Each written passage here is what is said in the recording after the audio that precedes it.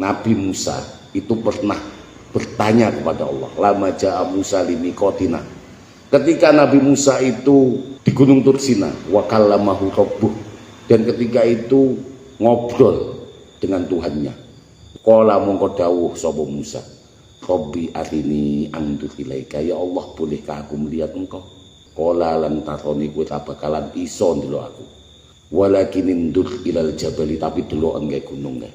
Fa inistaqarra makanah fasawfa taroni. Kowe lek iso munggah gunung kae, terus kowe iso netep nek gone kono, kowe mesti iso ndelok aku.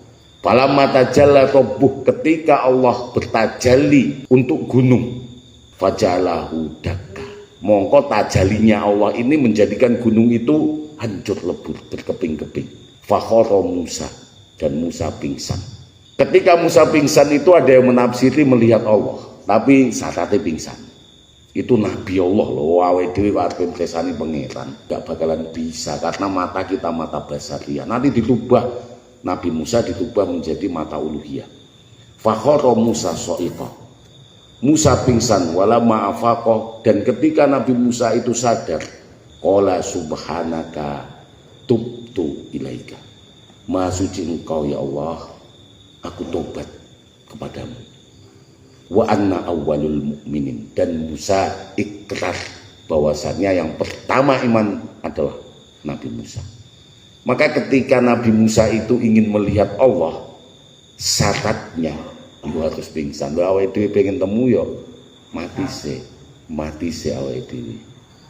Lek pingsan tok ra iso, mergo awake dhewe gak bakalan diubah, wong awake dhewe makom itu makom Nabi. Lek Nabi Musa pingsan se, fakhara Musa sha'iqa. Artinya begini, tingkatan daripada janjinya Allah, nanti kita itu bisa jagongan bertemu dengan pangeran, bisa melihat Nabi, dengan syarat kita itu menyenangi akan kesunahan. Di dalam hadis qudsi Sahih Bukhari muttafaqun alaihi, dawuh Allah, hadis qudsi niku hadis yang langsung dibisikkan ke Kanjeng Nabi. Diriwayatkan Kanjeng Nabi niku pernah dawuh, ketika seseorang atau hamba itu ingin mendekati Allah Subhanahu wa taala, salah satu syaratnya ya harus dengan melaksanakan kesunahan. Bukan berarti terus melaksanakan kesunahan wajibnya ditinggal.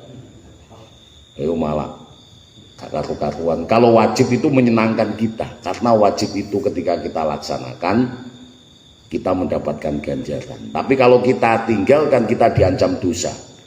Nggih mboten? Kita lek awake dhewe iki terus majelisane ngene iki diwajib, nek awake dhewe wedi kok ninggalne mergo wajib.